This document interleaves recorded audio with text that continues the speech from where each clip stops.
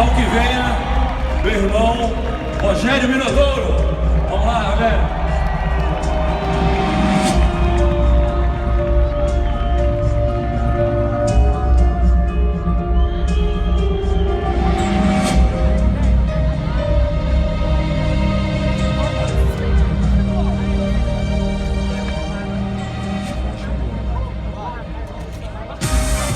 Esse bem vai dar ali, Rogério Minotouro.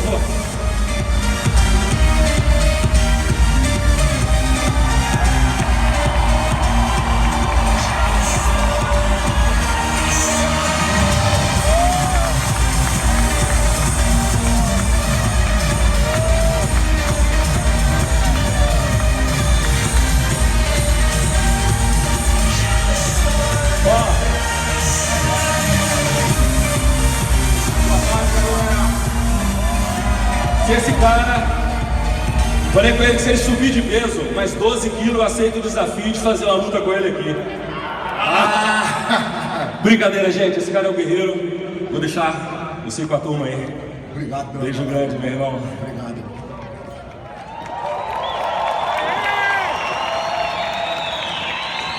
Boa tarde, pessoal. É um prazer imenso estar aqui com vocês hoje.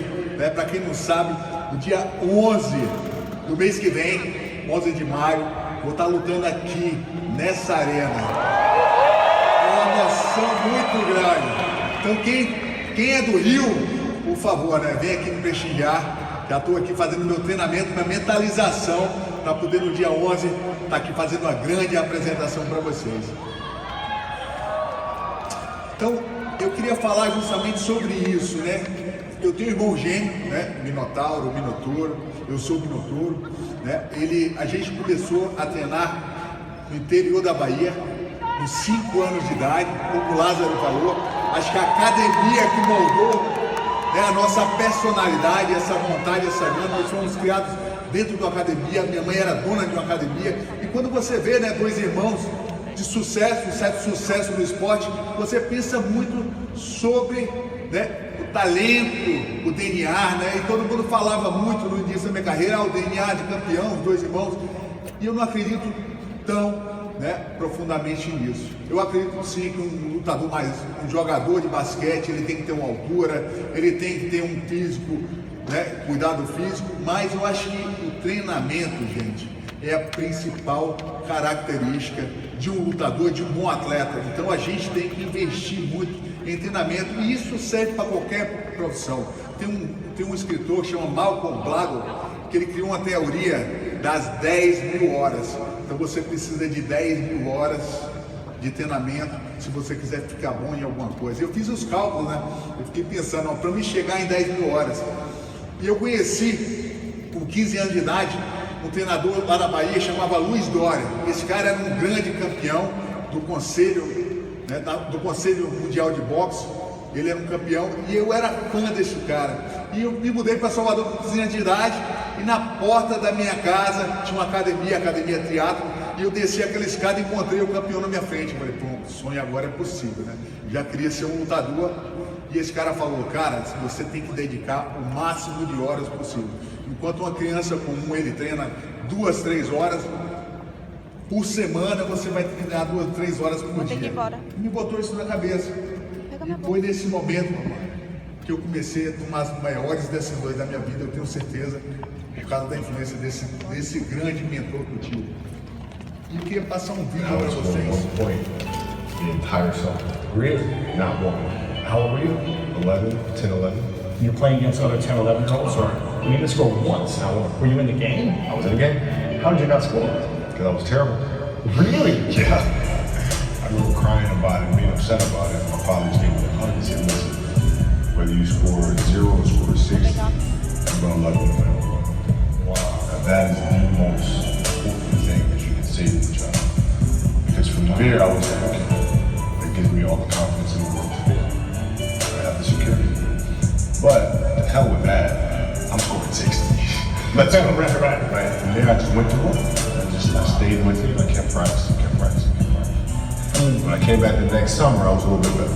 Yeah, it wasn't much, but I scored. 12, 13. 12, 13. And then 14 came around, back half years old, and then I was just killing everyone.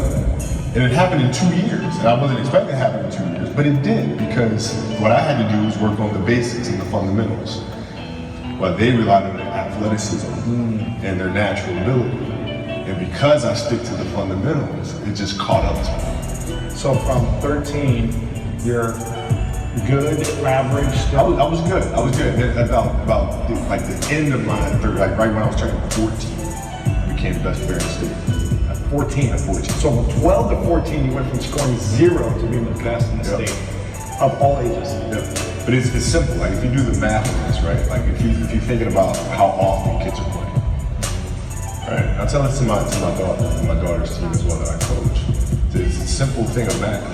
If you want to be a great player, if you play every single day, 2-3 hours, every single day, over the course of a year, how much better do you get? Most kids will play maybe an hour and a half, 2 days a week.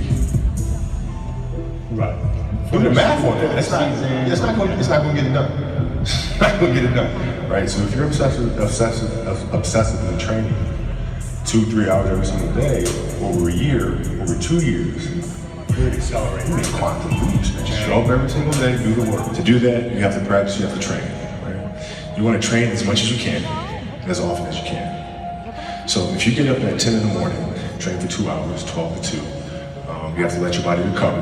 So you eat, recover, whatever. You get back out, you train, start training again at 6. Train from 6 to 8, right? And now you go home, you shower, you eat dinner, you go to bed, you wake up, and do it again, right? Those are 2 sessions. Right? Now imagine you wake up at 3, you train at 4 to 6, come home, breakfast, relax, so now you're back at it again, 9 to 11, right? Relax, and now it's like you're back at it again, 2 to 4, and now you're back at it again, 7 to 9. Look how much more training I have done by simply starting at 4, right? So now you do that, and as the years go on, the separation that you have with your competitors and your peers just grows larger and larger and larger and larger and larger. By year 5 or 6, it doesn't matter what kind of work they do in the summer, they're never going to catch up because you're 5 years behind. Right? So it makes sense to get up and start your day early because you can get more work in. Is that genetic? Or is that something you ingrained and trained yourself? No, it was Who just, taught you that? for me, it was just common sense. Like I can, if I start earlier, I can train more hours. And I know the other guys aren't doing it because I know what their training schedule is. Right? So I know if I do this consistently over time, the gap's just going to widen and widen and widen and widen and widen, and they won't be able to get that back. So to me, it was just common sense. I'm like thinking, how can I get an advantage? Oh, start earlier. Yeah, let's do that. When did you start doing that? High school, when we started, my first class in high school was 7:45. I used to get to the gym around 5 a.m. and I'd play before school. You know, the idea is a very simple one. And, you know, the Mamba mentality simply means trying to be the best version of yourself. That's what the mentality means. It means every day you're trying to become better. And it's a constant quest, it's an infinite quest. So starting at the age of 2 when I first started playing the game, on and on and on, I always ask questions. I always try to get better every single day, learn more.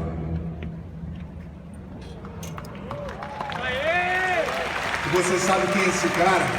Ele é o Kobe Bryant, é uma das maiores lendas do basquete mundial. Né? Ele e Michael Jordan, para mim, são os 2 maiores jogadores de todos os tempos. E foi conhecendo essa metodologia, né, que eu comecei a entender que eu tinha que dedicar mais horas. Então, esse momento eu tomei uma decisão na minha vida. Eu já estudava, mas eu tinha que estudar. Eu já estudava, trabalhava, eu tinha que dedicar menos tempo, né, no trabalho, nos estudos e correr atrás do meu treino. Então, comecei a vir para o Rio de Janeiro, comecei as primeiras viagens aqui no Rio de Janeiro, consegui ser campeão brasileiro de jiu-jitsu, comecei a trilhar na carreira e eu sabia que eu queria ir para o UFC. Eu me lembro que quando eu era garoto, 16 anos de idade, eu vi uma luta do Royce Gracie.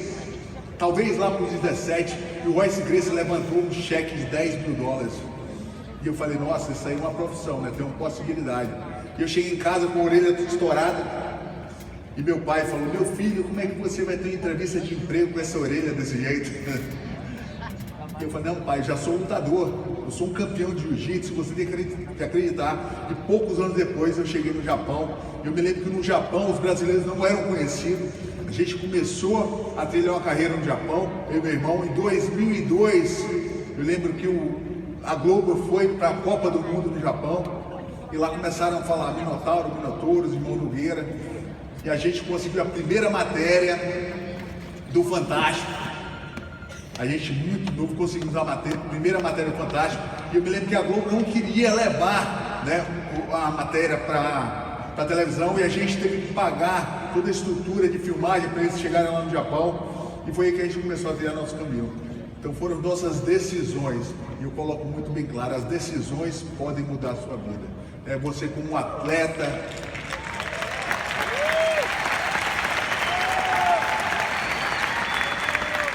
Você como atleta, como empreendedor, você tem que tomar decisões fortes.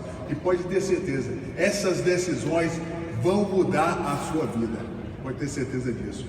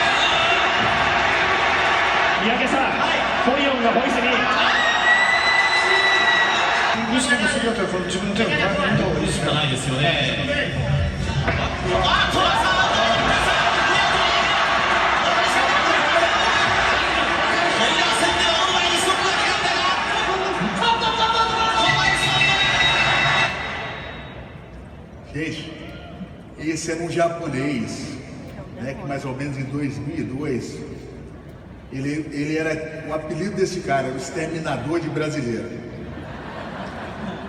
Esse japonês era folgado, o nome dele é Kazushi Sakuraba. Ele estava num evento no Japão, chamava Pride, né? E nesse momento, em 2001, eu tive um problema no meu braço, eu tive uma fratura no meu braço.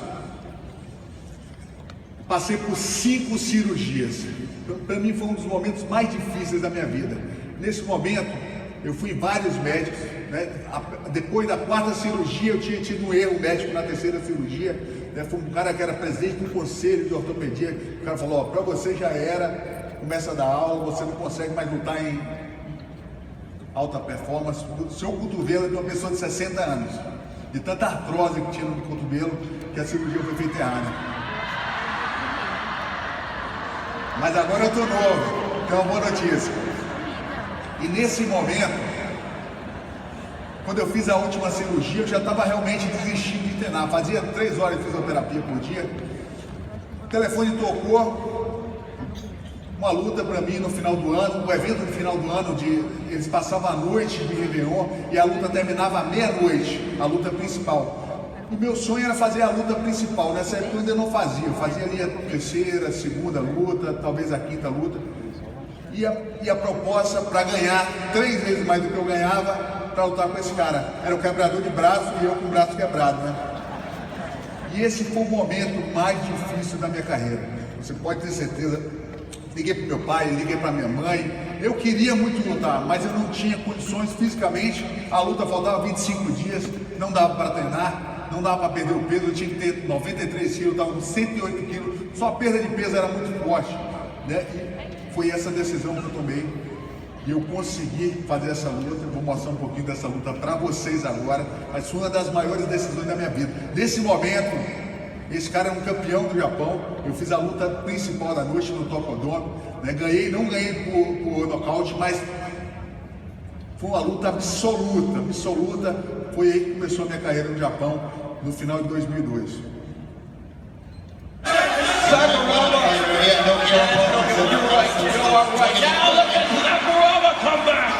I'm telling you, Sakuraba is not going to be sleeping with his face on the pillow.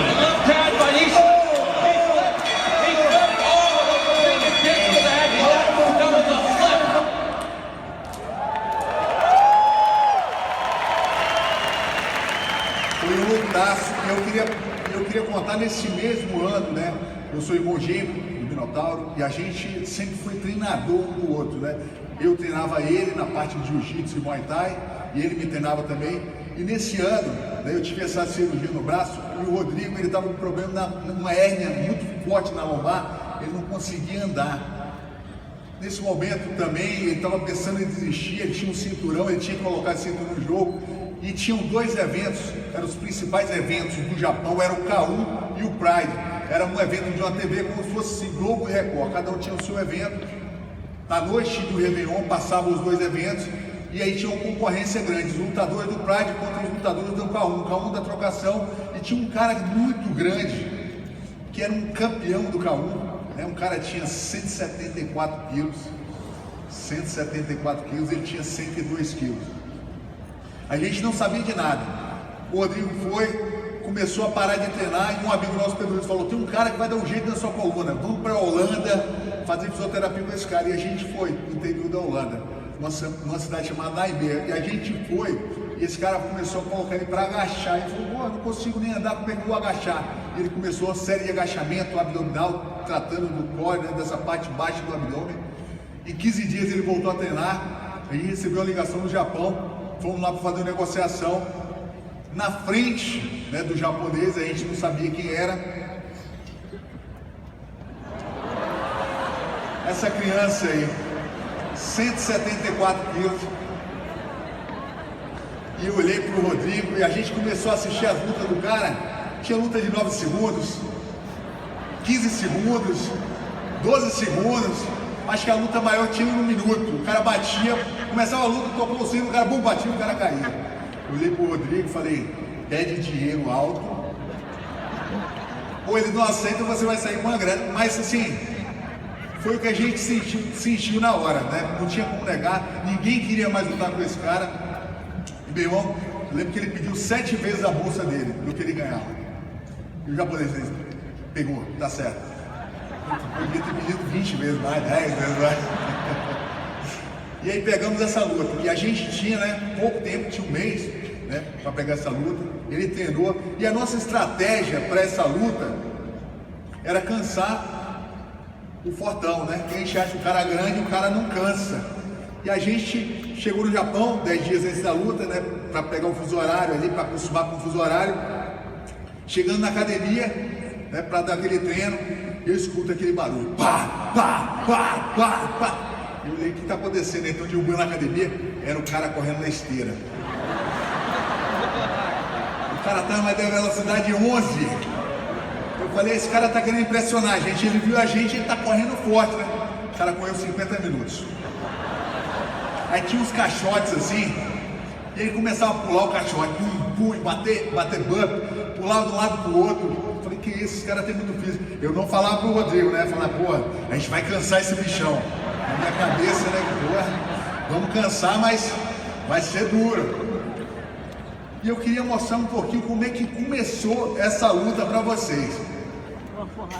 Mas fica a reflexão: toda vez que você recebe um problema e você acha que esse problema é difícil, você tem que pensar: será que esse problema é tão grande quanto esse problema parece?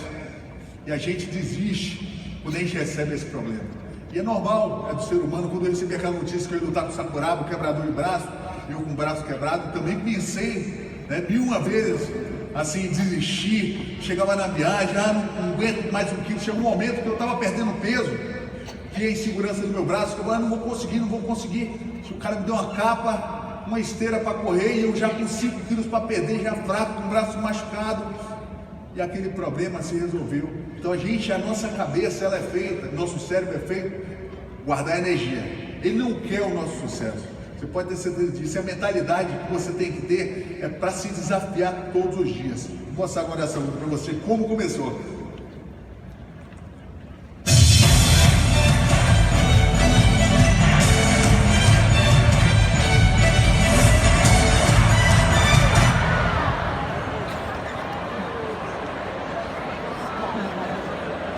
A nossa estratégia era botar o cara para baixo logo no começo. Ele grudou na cintura e deu um pilão. Tanto é que depois dessa luta foi proibido esse golpe. que poderia ter quebrado o pescoço dele. A gente estava com um médico ortopedista com a gente, e o cara falou, ó, vai fazer uma ressonância, você quebrou o pescoço, eu tenho certeza, não tá sentindo. A gente saiu de lá, fomos fazer a ressonância e depois fomos pra festa, né? Porque não tinha como não comemorar uma luta dessa. Então, gente,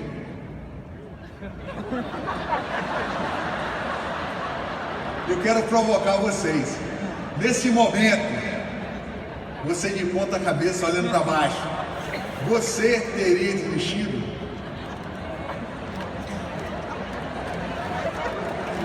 A porrada.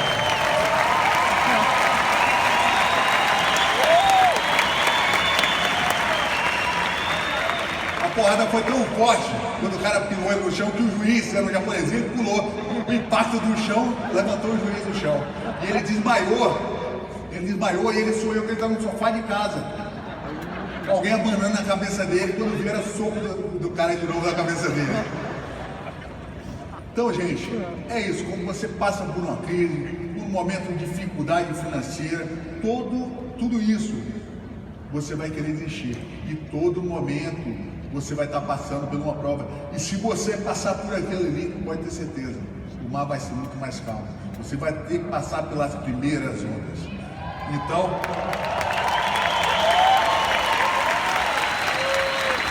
a gente está falando, né? Geralmente, quando um repórter pergunta para mim assim, quanto tempo você treinou para essa luta? Então ele vai esperar que eu fale assim, treinei 3 meses. Eu falo assim, eu treinei 35 anos para essa luta. Foram sacrifícios que eu fiz por essa luta. Então, finais de semana, né, que eu tinha com 12 anos, 13 anos de idade, 15, 17, 18, os amigos indo para boate, eu sabendo que tinha uma diversão do meu lado, e eu tinha que treinar, porque final de semana eu tinha que competir.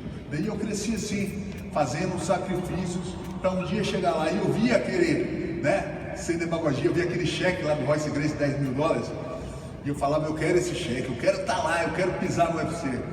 E eu tinha esse sonho. Então você tem que ter muito claro esse sonho na sua cabeça. E talvez esse sonho, que não seja o cheque, que seja a sua família, os seus filhos. Depende do que é o valor para você, o seu porquê. Isso aí vai depender, cada um tem o seu. Tem gente que luta pela família, tem gente que luta pelo reconhecimento, né, dos amigos, tem gente que luta pelo sucesso. Cada um tem o seu cheque, $10 mil lá na frente. Mas nessa hora que a dificuldade bater, você tem que buscar por isso. Você vai estar de ponta cabeça, nenhuma possibilidade de ganhar aquela luta.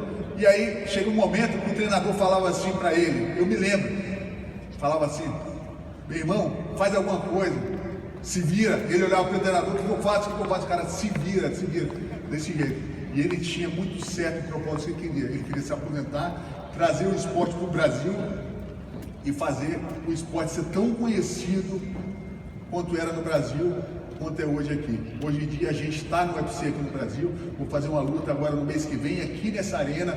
Hoje em dia o UFC, o MMA é o segundo esporte, né, de maior audiência no Brasil. Então o sonho virou realidade graças a lutas como essa. Essa luta tem mais de 5 milhões de views no YouTube, cada vídeo dessa luta. Então eu queria mostrar como terminou essa luta para vocês. Quem já assistiu aqui, levanta o braço, só para me dar curiosidade. Boa!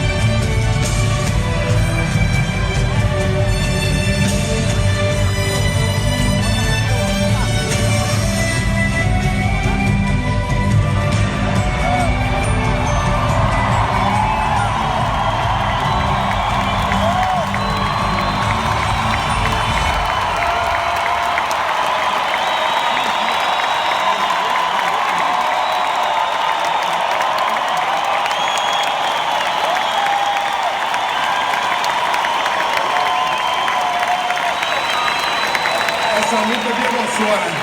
Toda vez que eu vejo essa luta assim, Eu me lembro de quando tudo começou, né, quando o esporte começou a ser divulgado aqui no Brasil. Eu tenho certeza que essa luta foi um marco, não só por MMA do Brasil, por UFC chegar no Brasil, como para o esporte mundial. E eu me lembro, cara, que pouco antes da gente chegar nessa luta, a gente foi treinar em Miami, e tinha um treinador, né, um cubano, o cara era muito rigoroso, ele gostava de chegar cedo no treino. E eu não vou te mentir, eu não gostava de chegar cedo no treino. Meu horário de treinar sempre 9, 8 horas da manhã, e ele falava assim, ó, tem que estar aqui às 5h30 da manhã. O sol nascendo, você tem que fazer um treino. E a gente marcou um treino na praia. E eu falei, pô, esse cara quer me levar pra praia às 5h30 da manhã, todo dia, ele tá começando a ficar abusado, o treinador. E ele queria me tirar da zona de conforto. Ele sabia que ele tinha que me desafiar todo dia. Não tinha tanta coisa para fazer, era muito mais manobra, correção. E ele me colocava para treinar e eu já era bom de boxe, porque eu comecei a treinar boxe com 14 anos de idade, era considerado bom de boxe, treinava junto com a seleção brasileira, e ele começou a fazer movimento como se fosse um iniciante praticamente. E eu me lembro que ele levou na praia, e eu falei, pô, todo dia a gente tem que ir na praia. Ele falou, vou contar uma história para você. O lutador, ele encontrou um guru, um campeão. Nesse momento, esse cara pediu para ele ir para a praia também. E chegou lá e ele botou o cara para entrar dentro d'água. O cara falou, pô, como é que eu vou entrar dentro d'água? Para quê? Eu quero ser um lutador. O cara falou, se você quer ser bem sucedido, entra dentro d'água. E o cara foi entrando, e ele, pode entrar mais. E ele pegou a cabeça do cara e abaixou debaixo d'água. O cara foi tomando aquele susto, tomou um caldo e levantou, ele abaixou a cabeça do cara debaixo d'água. Ele falou, porra, isso aqui é treino de apneia? O cara falou assim, não. O dia que você quiser ser bem sucedido, o tanto que você... O que você queria naquele momento, quando você estivesse debaixo d'água? Você queria ar. Você só queria ar. Então você só pensava a primeira coisa, você não pensa no jogo, você não pensa no programa, naquela série da Netflix, você está pensando em respirar. E naquele momento, é o momento que você quiser ser bem sucedido, o tanto que você quiser respirar. É quase que vital, gente. Então um atleta, ele tem que sentir isso.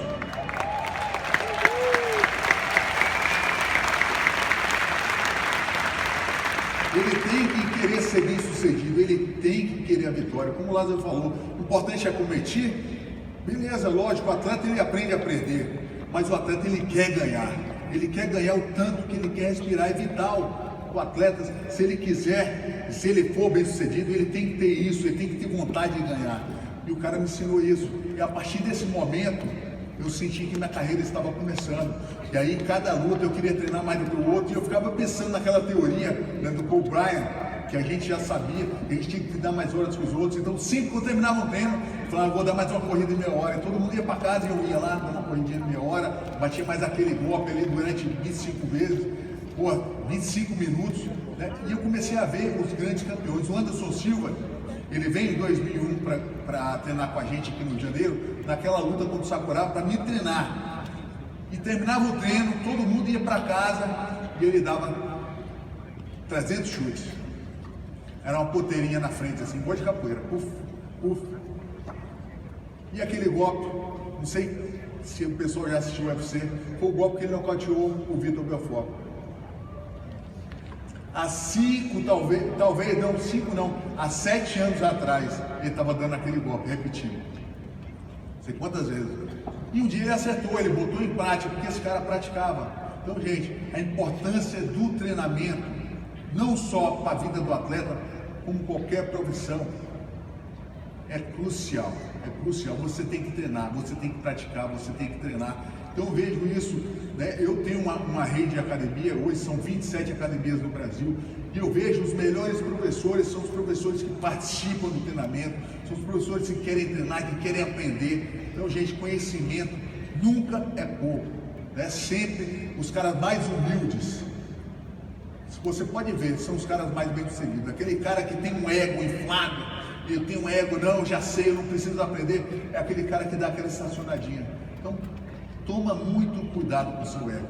Se você quiser ser bem-sucedido, o maior vilão do seu sucesso é o seu ego.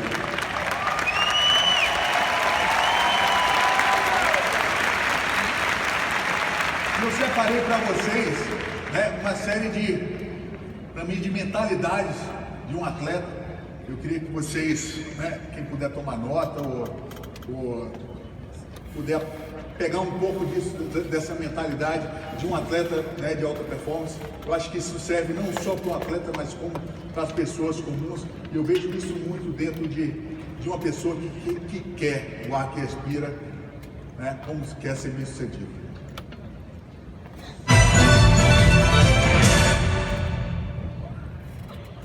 E a primeira coisa é clareza, né?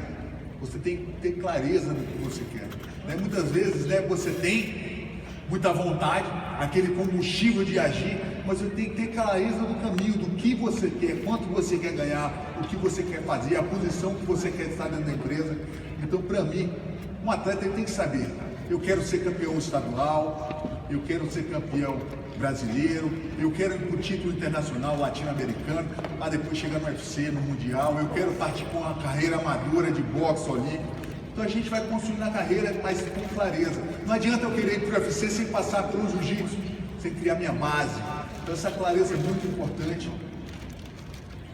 Você tem que lidar com os objetivos, escrever os objetivos, né? O nosso cérebro ele começa a funcionar assim: quando você escreve no papel e você tem muito claro e começa a escrever, essa meta tem que ser específica, tem que ser escrita. Então é você escrever no papel o que você quer e sempre lembrar de tempos em tempos, e vai lá e você não conseguiu, né, aquele mês, teve uma dificuldade, mas você vai dar uma ajustada, mas você tem que ter muito bem escrito.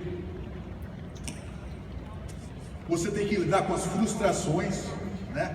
Não sou um atleta, nem é todo dia que ele ganha, não é todo dia que ele treina bem, ele passa por frustrações.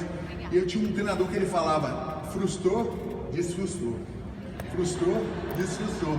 Que eu caía, eu não queria cair no treino, pô, tomei a queda, meu Deus, eu tô caindo. E ele falava assim: é só 2 trabalhos, frustrou, desfrustrou.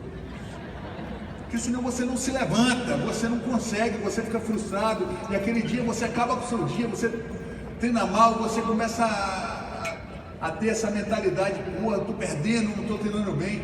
Então, gente, quem trabalha com vendas, lidar com frustração, é o tempo todo, né? São 100 contatos que você vai fechar 2 vendas, 10 vendas talvez.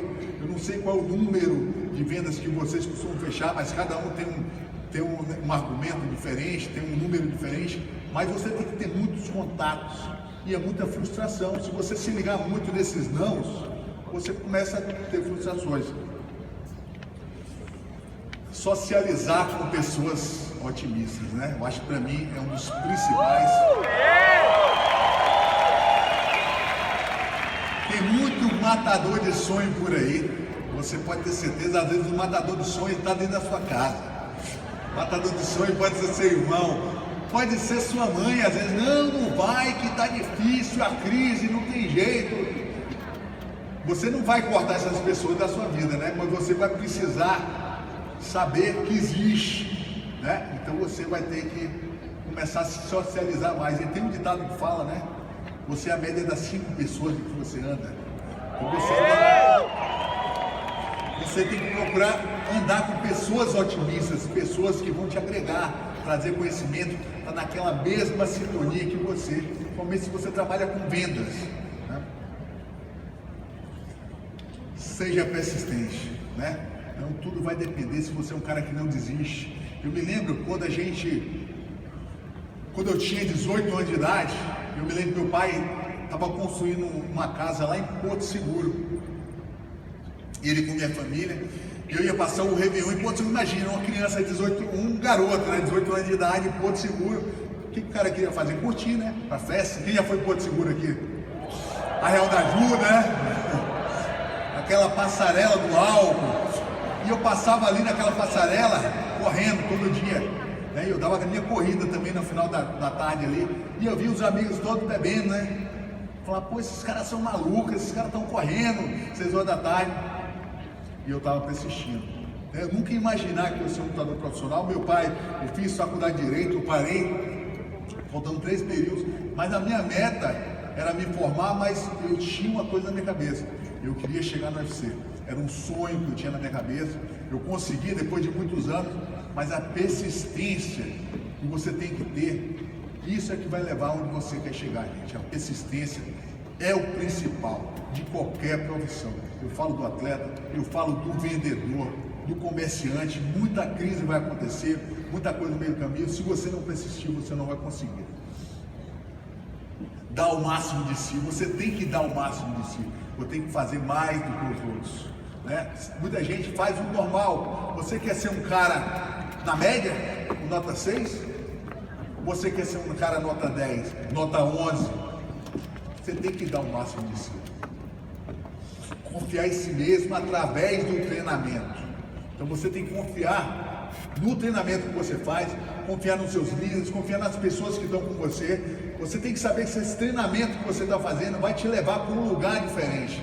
Então tem um ditado que fala, né? Tem um amigo meu, Paulo Vieira, ele fala assim, ó: tudo que eu sei me trouxe até aqui, mas o que eu ainda não sei vai me levar para um lugar diferente. Então confia no treinamento. Confia no treinamento, você tem coisa para aprender. Atingir as metas no treinamento, você tem que botar metas dentro do treinamento, né? Todo treinamento você tem que botar meta e ali durante aquele percurso você está aprendendo, você vai fazendo as metas. E assim a gente fazia, né? Eu me lembro, cada treino eu tinha que dar a quantidade de soco, eu tinha que bater, eu tinha que não cansar. Tinha dia que eu saía frustrado realmente, mas eu colocava a meta, em cada treinamento eu colocava uma meta. Fazia uma visualização antes, subia no octógono, fazia a meta dentro do treinamento e ali eu para competição. Eu sabia que eu tinha aquele período para treinar e eu chegava naquele final. Imagina, gente, você entrar numa arte de aula, né, contra outro cara, os melhores do mundo, a adrenalina é forte, mas o treinamento que vai te dar a confiança. Não tem jeito, é o treinamento. A vontade de se preparar. Você não pode ter a vontade de querer sua medalha, gente. Você tem que ter a vontade de se preparar para poder continuar essa jornada. A jornada é o principal. A vontade de se preparar é o segredo. Use a palavra sempre, eu posso. Você tem que entrar no desafio, todo dia pela manhã, eu posso, eu vou fazer, e isso vai te levar num lugar diferente, né? Hoje no nosso trabalho, né, o nosso cérebro ele pensa muito assim, as coisas negativas sempre estão na frente, né? Não tem jeito, o nosso cérebro ele quer sobreviver, ele quer a sobrevivência, então ele pensa no negativo, ele pensa no medo. Então são duas buscas: aumentar o prazer, diminuir a dor. E você sempre quer diminuir a dor. Então o negativo ele é mais forte, gente. Então você tem que entrar com essa palavra. Todo projeto, todo desafio, eu posso, eu vou fazer, eu vou conseguir. Acredite no seu sucesso. E eu acredito no sucesso de vocês.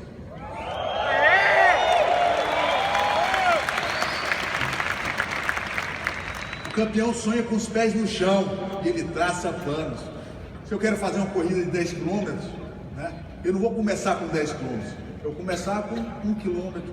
Na semana que vem eu boto 1,2 km, depois 1,5 km, depois 2 km, depois 3 km. Eu não vou começar sonhando alto, porque a chance de desistir é muito maior. Então, campeão, eu quero passar para vocês essa mentalidade, cabeça de campeão.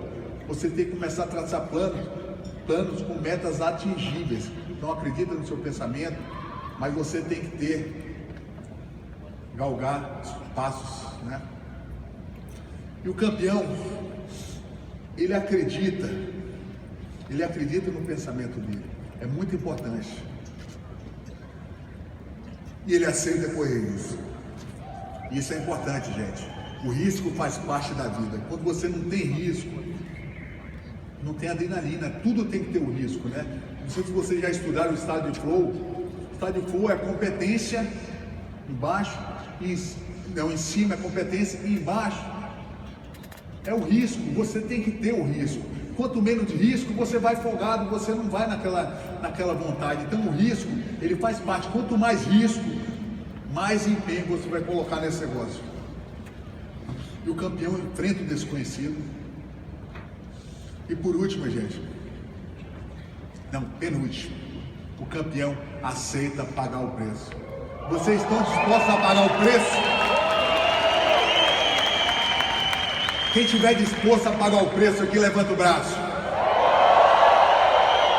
Isso aí, só tem campeão aqui dentro. Uma frase agora que eu peguei ontem que eu peguei ontem, eu já uso essa frase, mas eu peguei no Instagram, daqui ontem, do Lázaro. Eu adoro essa frase, eu adoro porque ela tem tudo a ver com pagar o preço, e é o que vocês vão fazer a partir de hoje. E eu queria um pacto com vocês. Vocês vão tomar decisões para mudar a vida de vocês?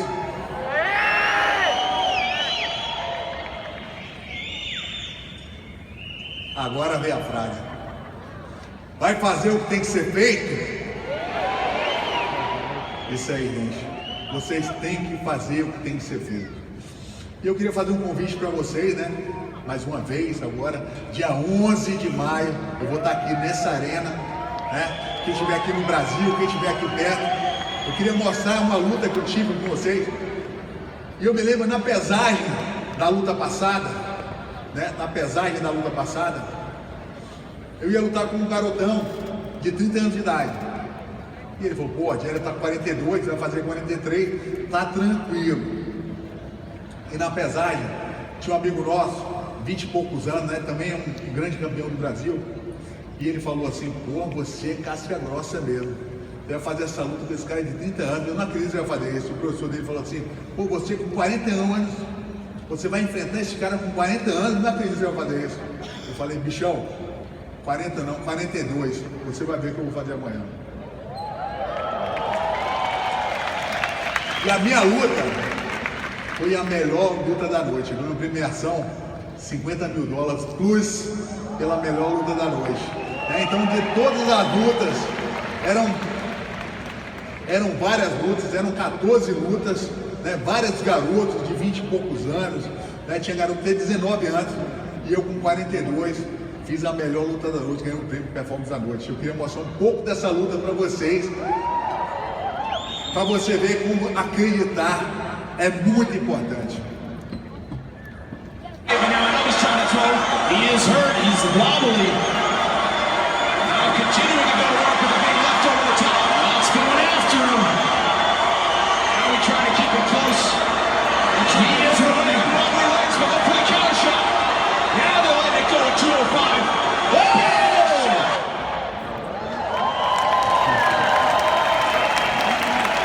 E acabou aí.